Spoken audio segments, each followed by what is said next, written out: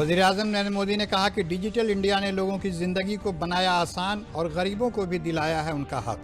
वज़ीर-ए-आज़म बेंगलुरु के एक समिट 2020 का कर रहे थे इफ्तिताह।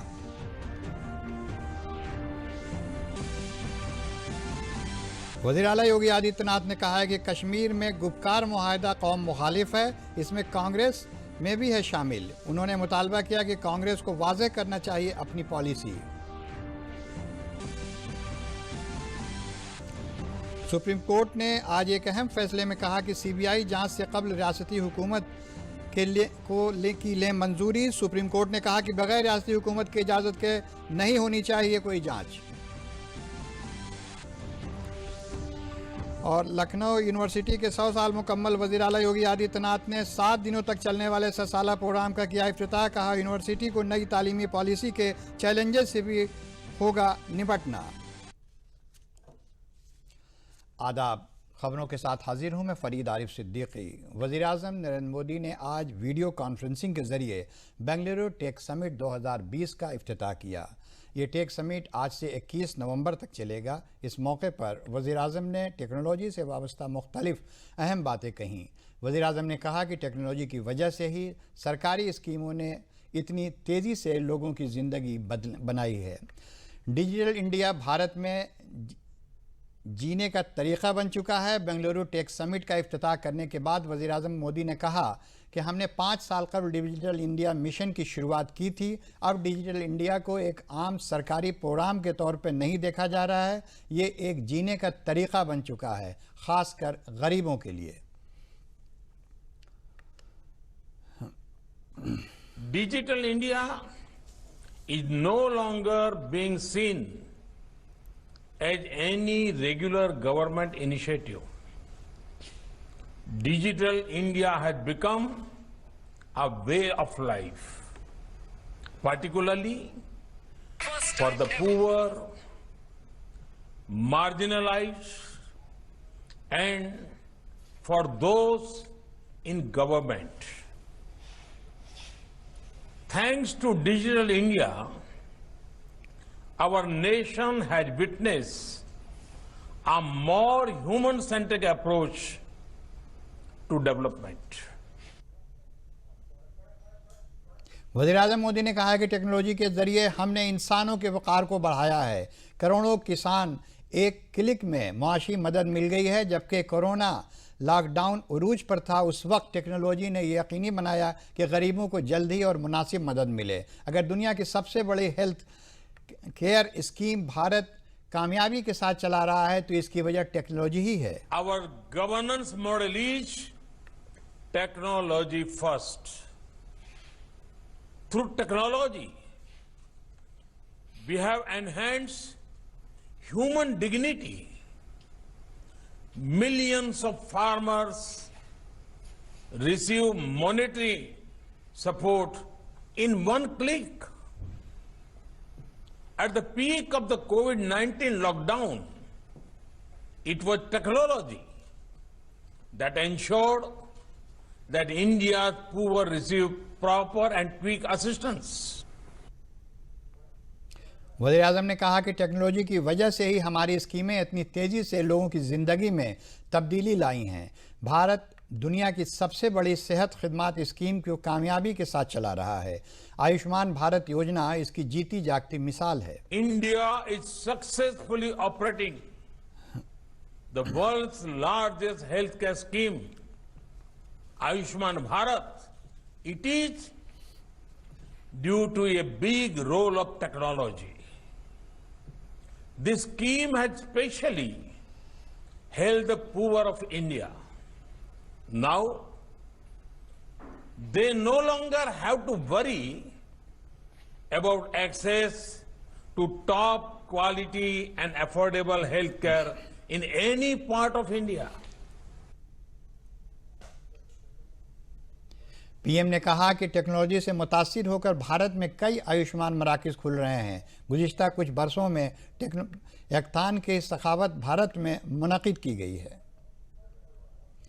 वज़ीर-ए-आज़म नरेंद्र मोदी और लक्समबर्ग के वज़ीर-ए-आज़म जूनियर बेडल आज एक वर्चुअल चोटी कॉन्फ्रेंस में हिस्सा लेंगे। भारत और लक्समबर्ग के दरमियान गुज़िश्ता 2 दहाइयों में ये पहली चोटी कॉन्फ्रेंस होगी। दोनों लीडर दुनिया में कोविड के बाद के हालात, भारत और लक्समबर्ग ताउन को मजबूत करने समेत दो तरफ़ा ताल्लुकात के मुख्तलिफ पहलुओं पर तबादला ख्याल करेंगे। दोनों ममालिक के लीडर आपसी मफाद के बैनुल-अक़वामी मुद्दों पर भी अपने ख़यालात पेश करेंगे। दोनों वज़ीर-ए-आज़म की क़ब्ल में 3 मरतबा मुलाकात हो चुकी है। वज़ीर आला योगी आदित्यनाथ ने कहा है कि गुप्तार मुआहदा भारत की कौमी यकजहती और हिफाजत के साथ किया गया मुआहदा है। नामानिगारों को खिताब करते हुए उन्होंने कहा कि कांग्रेस के कई लीडर इस समझौते में शामिल होने के लिए बयान दे रहे हैं और मुकामी सतह पर कांग्रेस के लीडर इसमें शामिल भी हैं। कांग्रेस को आड़े हाथों लेते हुए उन्होंने चैलेंज किया कि कांग्रेस को अपनी पॉलिसी वाज़ेह करनी चाहिए। वज़ीर आला योगी आदित्यनाथ ने कहा कि कश्मीर के फारूक अब्दुल्ला और महबूबा मुफ्ती साथ साथ दहशतगर्दी दफ़ा 370 को ख़त्म करने की बात कह रहे हैं। कांग्रेस को इस बारे में अपनी पोजीशन वाज़ेह करनी चाहिए।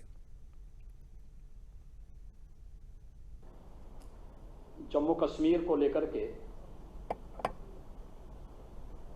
कांग्रेस पार्टी का जो दोहरा रवैया है, यह राष्ट्रीय एकता और अखंडता के साथ सीधे सीधे खिलवाड़ है। हम सब जानते हैं कि कांग्रेस ने सदैव राष्ट्रीय अस्मिता के साथ खिलवाड़ किया और प्रत्यक्ष और अप्रत्यक्ष रूप से उन तत्वों को प्रेरित और प्रोत्साहित करती रही है जो देश के अंदर अलगाववाद और अराजकता को बढ़ावा देते हैं। जम्मू कश्मीर के अंदर एक बार फिर से कांग्रेस का एक दोहरा चेहरा देश की जनता के सामने आया है। यद्यपि कांग्रेस पार्टी ही इस बात के लिए जिम्मेदार है जिसने एक भारत श्रेष्ठ भारत की परिकल्पना को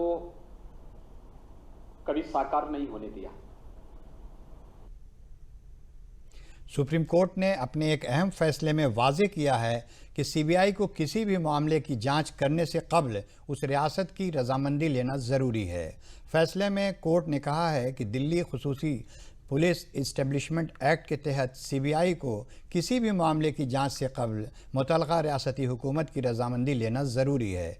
कोर्ट ने कहा है कि हालांकि DSPE एक्ट की दफ़ा 5 मरकज़ी हुकूमत को मरकज़ के ज़ेर निगरां और रियासतों से दूर सीबीआई की ताकत और अख्तियारात की तौसीक़ करने में अहल बनाती है, लेकिन जब तक DSPE एक्ट दफ़ा 6 के तहत रियासत मुतल्लिक़ा ज़ुमरे में इस तरह की तौसीक़ के लिए अपनी रजामंदी नहीं देता है, तब तक सीबीआई तफ्तीश की इजाज़त नहीं दी जा सकती। कोर्ट का यह फैसला यूपी की एक company Fertigo marketing and investment private limited के खिलाफ सीबीआई की जानिब से दर्ज किए गए मामलों में आया है। हालांकि जिन रियासतों ने सीबीआई जांच के लिए मरकज़ को रजामंदी दे दी है, वहां सीबीआई को बार बार इजाज़त लेने की ज़रूरत नहीं है।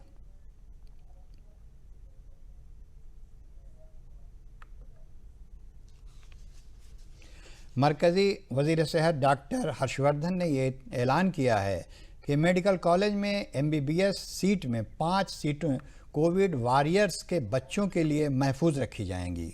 कोविड वॉरियर्स वो हैं जो ज़मीन पर काम करने वाले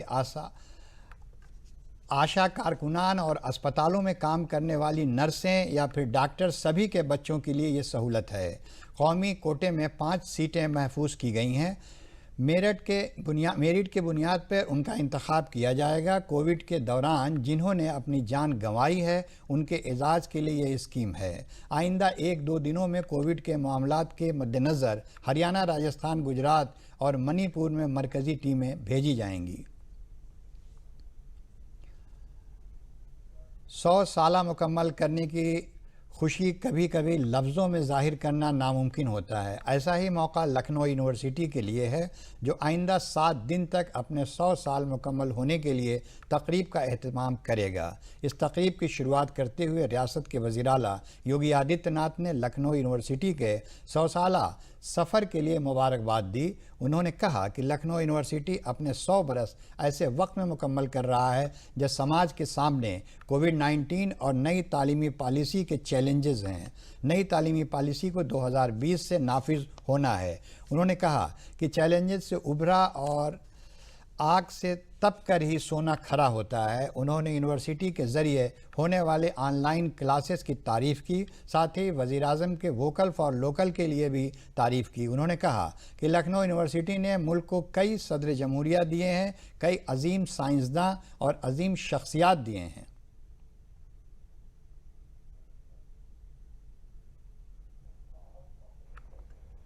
लेकिन चुनौती से उभरा हुआ आग से तपा हुआ सोना ही खरा होता है। और मुझे लगता है कि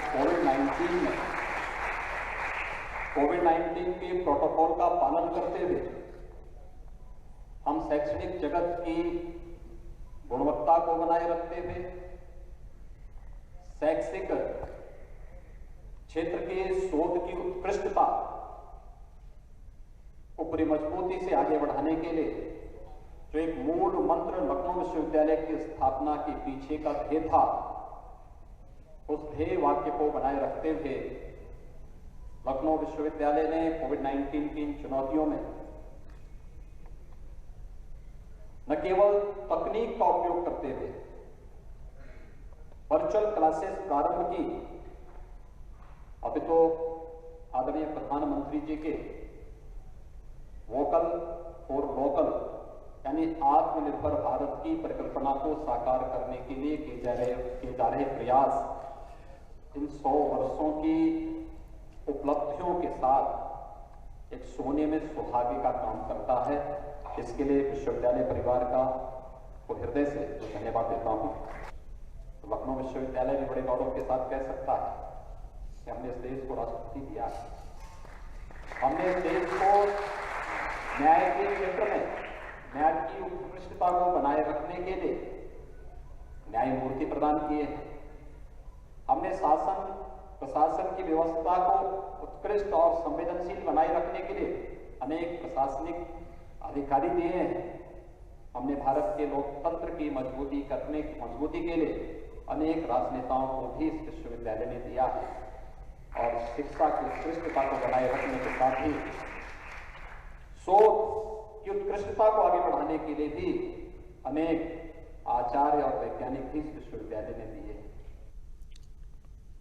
रियासत को मुआशी तब्दीली के तरक्याती मरकज़ में तब्दील करने और सरमायाकारी हासिल करने और तिजारती सरगर्मियों का आलमी मरकज़ बनाने के मकसद को लेकर मशहूर मैनेजमेंट मशावरती कमेटी आर्थर डी लिटिल यानी आइडियल ने रियासत के साबिक़ चीफ सेक्रेटरी आलोक रंजन और Indo American chamber of commerce Lucknow chapter के रुकन मुकेश बहादुर सिंह को अपना सीनियर सलाहकार मुकर्रर किया है। आज लखनऊ में मुनक़िदा एक प्रेस कॉन्फ्रेंस में आलोक रंजन ने बताया कि कुदरती वसाइल और कारकर्दगी के मामले में उत्तर प्रदेश के पास सबसे बड़ी सलाहियत है। उन्होंने कहा कि उत्तर प्रदेश भारत में दूसरी सबसे बड़ी नौजवान ताकत है।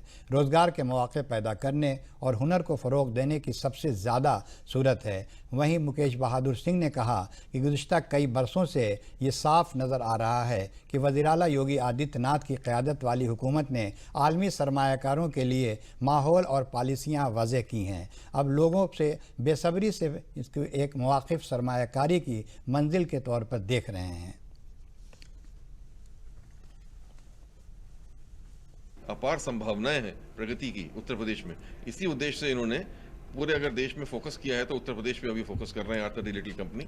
और यहाँ डेवलपमेंट लाने का और इन्वेस्टमेंट लाने का बहुत स्कोप है और इन्वेस्टमेंट लाने का इनकी विशेष प्रतिभा है, क्योंकि ये कई इनके नेटवर्किंग है, कई कॉन्टैक्ट्स हैं बड़े बड़े उद्योगों से, तो बड़े चैंपियन इंडस्ट्रीज को भी लाकर उद्योग यहाँ पे लगा सकते हैं, जिससे कि लिंक्ड पूरा यहाँ का औद्योगिक विकास हो सके। देखिए, तेजी आने की संभावनाएं हैं, इसीलिए आर्थर डी लिटिल जो है वो यूपी को एज अ पायलट प्रोजेक्ट और एज ए इम्पॉर्टेंट स्टेट मानते हुए आर्थर डी लिटिल ने अपनी प्रेजेंस यहाँ बुलाई है।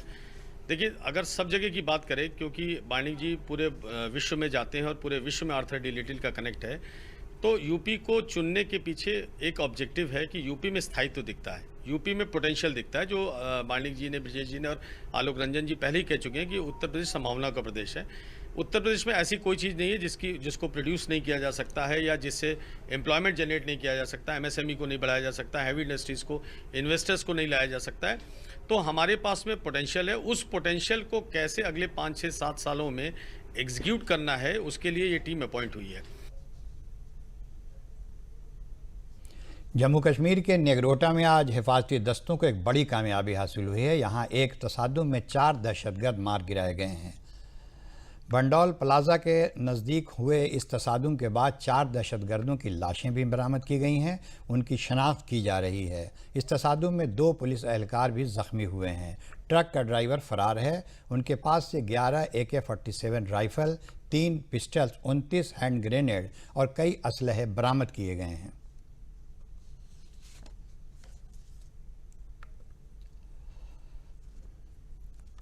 सुप्रीम कोर्ट ने उत्तर प्रदेश के असिस्टेंट बेसिक असतज़ा की बाकी बचे 37,723 ओहदों पर भर्ती की इजाज़त दे दी है।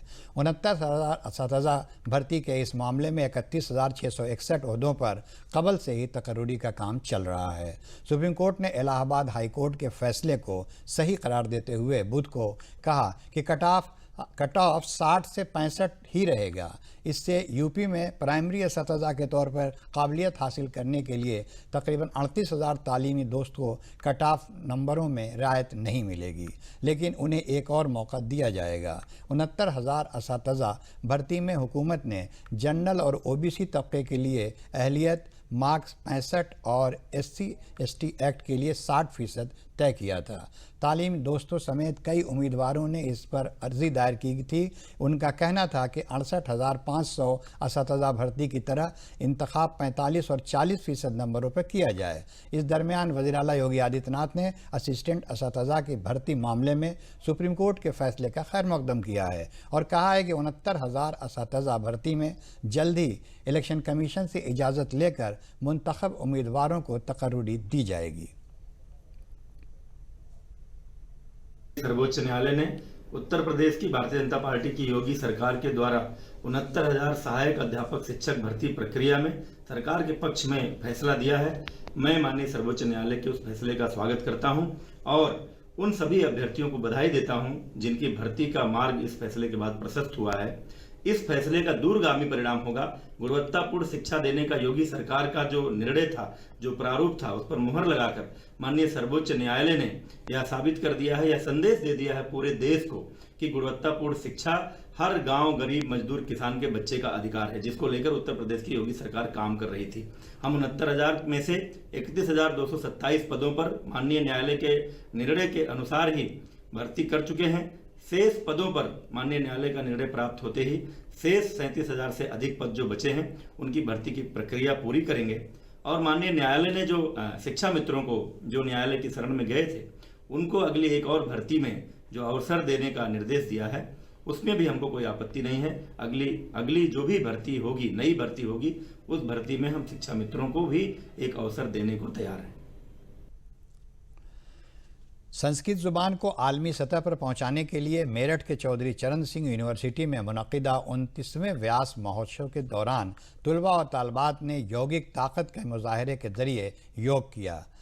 तालिब इल्मों ने ताड़ आसन, त्रिकोण आसन, गरुड़ आसन, ध्रुव आसन, ब्रिज आसन, मयूर और गोमुख आसन के साथ ही लोहे के सरिये को गले से मोड़कर दिखाया। चौधरी चरण सिंह यूनिवर्सिटी में हर साल व्यास महोत्सव का इनेकाद 1 हफ्ते तक चलता है। इस मरतबा कोविड-19 की वजह से यूनिवर्सिटी में वर्चुअल तरीके से इसका इनेकाद किया जा रहा है, जिसमें मुल्क और बैरून मुल्क के संस्कृत के तलबा और तालबात असतज़ा जुड़े हुए हैं। व्यास महोत्सव में संस्कृत में श्लोक बनाने वगैरह जैसे हुनर तलबा को सिखाए जाते हैं। संस्कृत संस्थान उत्तर प्रदेश के सदस्य डॉक्टर वाचस्पति मिश्र ने बताया कि हर साल संस्कृत ज़ुबान को फ़रोग़ देने के लिए इसका इनेकाद किया जाता है। वज़ीर आला नरेंद्र मोदी की क़यादत में मुल्क में योग और संस्कृत ज़ुबान मुसलसल आगे बढ़ रही है।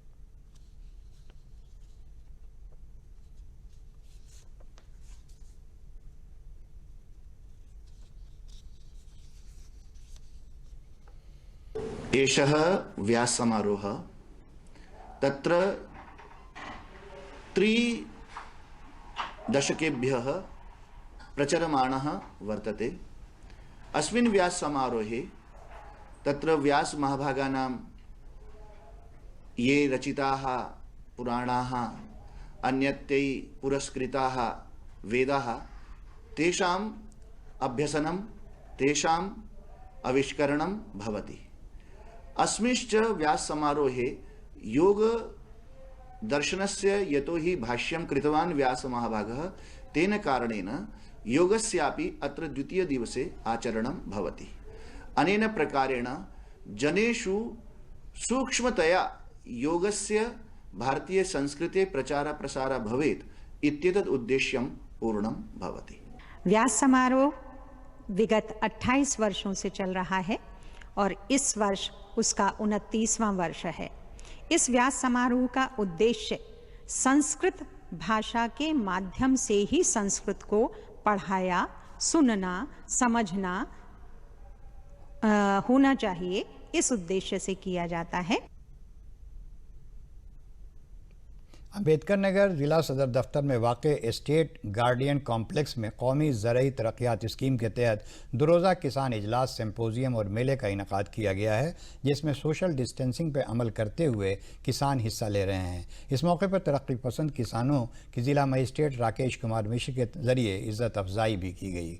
जिला मजिस्ट्रेट ने कहा कि हुकूमत की मुख्तलिफ स्कीमों के बारे में किसानों को बताया जा रहा है कि क्या क्या नए बीज आए हैं और किसानों को क्या क्या इमदाद दी जा रही है।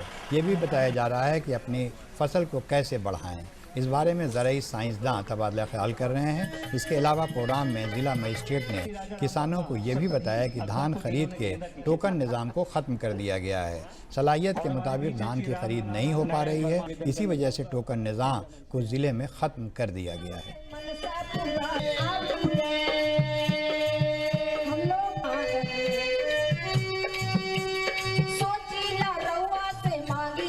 तो सरकार की विभिन्न योजनाओं के बारे में उनको बताते हैं, कहाँ क्या क्या बीज नए आ गए हैं और क्या क्या हमारी सरकार की सहायता मिल रही है आपकी खेती के लिए, और फसल को कैसे उन्नतशील बनाएं और लागत कैसे कम करें और फ़ायदा कैसे बढ़ाएं। इसी बात के लिए बैठकें होती हैं आपस में। किसान भाई हमारे वैज्ञानिक सब इकट्ठा होकर चर्चा करते हैं 2 दिन से, और बड़ा अच्छा एक आयोजन होता है जिसमें एक दूसरे से लोग मुलाकात करते हैं, दूसरे के अपने अनुभव शेयर करते हैं और अपनी समस्याएँ भी बताते हैं। खेतों में पराली जलाने से माहौलियात और इंसानी जिस्म को होने वाले नुकसान और बुरे असर को कम किया जा सके, इसके लिए हुकूमत और इंतज़ामिया के ज़रिए तमाम कोशिशें की जा रही हैं। ज़िला मुरादाबाद में NCC, NSS और स्कूली तलबा और तालबात के ज़रिए बेदारी मुहिम चलाकर किसानों को पराली के जलाने से होने वाले नुकसानात के तईं बेदार किया जा रहा है, जिसके तहत तलबा और तालबात का ग्रुप हर रोज़ स्कूल के असातिज़ा के साथ तकरीबन हर खेत में पहुंचकर किसानों को पराली जलाने से होने वाले नुकसानात बता रहे हैं। तलबा के ज़रिए बताया जा रहा है कि पराली के जलने से खेती की ताकत तो कम होती ही है, साथ ही मिट्टी में रहने वाले कीड़े ख़त्म हो जाते हैं और पराली से उठने वाली धुएँ से कार्बन मोनोऑक्साइड और कार्बन डाइऑक्साइड जैसी गैस आसमान में फैल जाती है, जिसकी वजह से आँख और सांस से मुताल्लिक़ बीमारियां होने का ख़तरा बढ़ जाता है।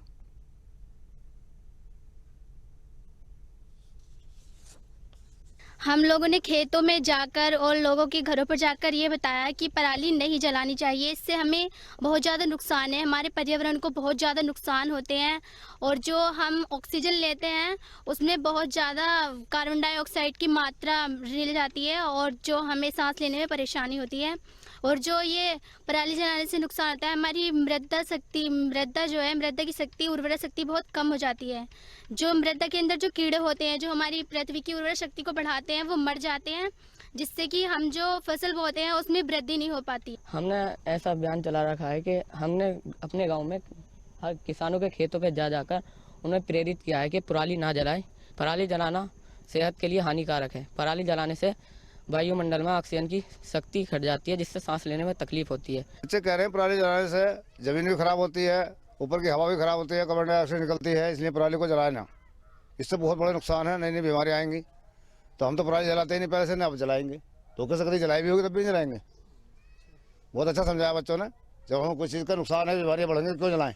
जी पराल के बारे में बतलाया सारा सब कुछ, ताकि पराल जलाने से नुकसान होता है वो जी सबको परेशानी मिलती है। जिस जगह पर पराल जलाई जाती है वहाँ के कीड़े मकोड़े सब मार दिए जाते हैं और ज़मीन की भी जो है स्थिति जो है कम हो जाती है। और बहुत बढ़िया बताया बच्चों ने।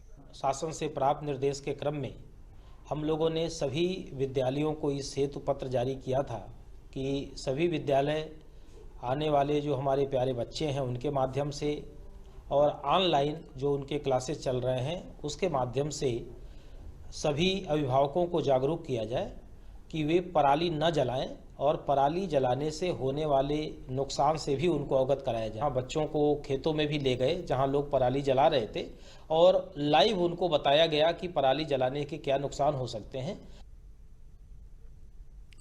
ताज नगरी आगरा में आलमी विरासत हफ्ते का आज से आगाज़ हो गया है। आलमी विरासत हफ्ते के पहले दिन ताजमहल, सिकंदरा, लाल किला, फतेहपुर सीकरी समेत सभी तारीखी इमारतों में सयाहों को मुफ्त दाखिला दिया जा रहा है, जिसकी वजह से आज ताजमहल समेत सभी तारीखी इमारतों पर सयाहों का कसीर हुजूम रहा।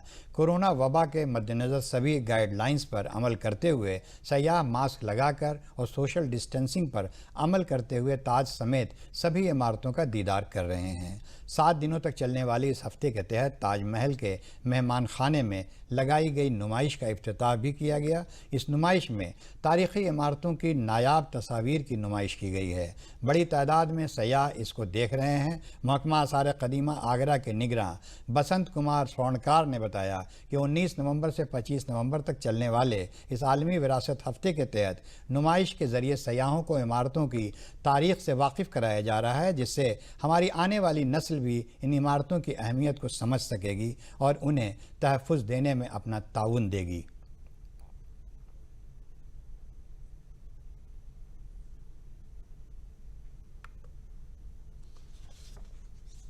देखिए 19 से 25 नवंबर तक हर वर्ष हम लोग स्मारकों पर विश्वविद्यालय सप्ताह का आयोजन करते हैं ताकि लोगों को अपनी संस्कृति, अपने स्मारकों से उनको परिचय कराया जा सके, उनके बीच में जागरूकता लाई जा सके। इसके लिए एक प्रयास होता है और इस वर्ष हमने यहाँ पर ताजमहल में एक छायाचित्र प्रदर्शनी का आयोजन किया है, जिसमें अपने देश के सभी विश्वविद्यालय स्मारकों का यहाँ प्रदर्शन किया है ताकि लोग एक ही स्थान पर देश की सारी संस्कृति को देख सकें। और इस बार पहले दिन यानी 19 नवंबर आज के दिन दर्शकों का प्रवेश सभी स्मारकों पर निःशुल्क होता है, लेकिन चूंकि इस बार ये महामारी का वर्ष चल रहा है, कुछ रिस्ट्रिक्शंस हैं, नंबर में लिमिटेशन है। ताजमहल में 5000 दर्शकों का ही प्रवेश अलाउ होगा। उसको भी हमने 2500 के 2 स्लॉट में उनको प्रवेश देने का निश्चित किया है। प्रदर्शनी के दौरान भी देखने के दौरान भी दर्शकों को कोरोना के जो प्रोटोकॉल्स हैं उनका पालन करना है। मुल्क में बायोकास्ट को फ़रोग़ देने के लिए साइकिल से पूरे भारत के दौरे पर निकले हरियाणा सोनीपत के रहने वाले नीरज कुमार प्रजापति फतेहपुर ज़िले के आंगन पहुंचे। किसानों ने नीरज का इस्तकबाल किया। मिशन ऑर्गेनिक बाइसिकल इंडिया के लिए निकले नीरज को bicycle man of India agriculture नाम से भी पहचाना जाता है। नीरज ने बताया कि पंजाब के भटिंडा से हरियाणा होते हुए राजस्थान के बीकानेर जाने वाली कैंसर ट्रेन के बारे में उन्हें इत्तला मिली। लोगों को कैंसर के तई बेदार करते हुए साइकिल से तरक्की पसंद किसानों ने नीरज की इस पहल की तारीफ़ की। साथ ही खेती में कीमियाई खाद का इस्तेमाल कम करके नई नस्ल को बीमारी से आज़ादी दिलाकर और सेहतमंद बनाकर मजबूत भारत की खूबसूरत तस्वीर पेश करने का अहद लिया गया।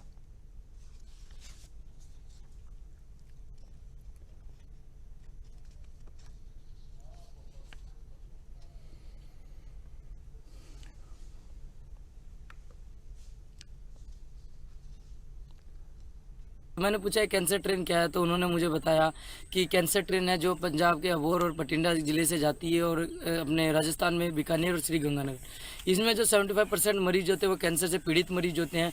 तो उसी चीज़ को देख के कहीं ना कहीं मेरे को मैं सोचने पे मजबूर हुआ कि ये जो कैंसर है ये क्या कारण है।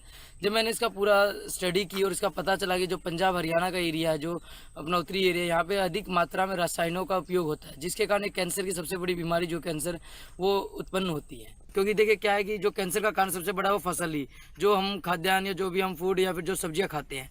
तो मैंने उसको देखा कि अगर हमें कैंसर के लिए लड़ना है या फिर कैंसर से सबको पीड़ित होने से बचाना है तो उसका एक ही तरीका है कि किसान भाइयों को जागरूक किया जाए कि वो कम से कम मात्रा में केमिकल यूज करें। काफ़ी अच्छे इनपुट्स मिले, उन्होंने बहुत जानकारियाँ दी जो है ऑर्गेनिक खेती के बारे में, जो है जिसको हम लोग हम खुद उतारना चाहते हैं। हमारा अपना खुद का जो बगीचा है उसमें हम मिनिमम फर्टिलाइज़र यूज़ करते हैं, मिनिमम फर्टिलाइजर्स, केमिकल फर्टिलाइजर्स। हमारा अपना खुद जो है वर्मी कंपोस्ट का पिट है वो डालते हैं, और इसके बाद नीम की खली डालते हैं, और इसके बाद जो है जो नॉर्मल गोबर की खाद होती है वो डालते हैं। तो इसकी वजह इससे क्या है कि हमारा एक तो पेड़ बड़ा हेल्दी होता है और वो लॉन्ग टर्म के लिए जो है सस्टेन करता है, उसमें जल्दी से कोई समस्याएं नहीं आती हैं, और वो काफ़ी अच्छा प्रोडक्ट तैयार होता है जो मार्केट में आता है, तो वो जन स्वास्थ्य के लिए बहुत अच्छा होता है। और इसी के साथ खबरों का बुलेटिन यहीं ख़त्म होता है। इजाज़त दीजिए, आदाब।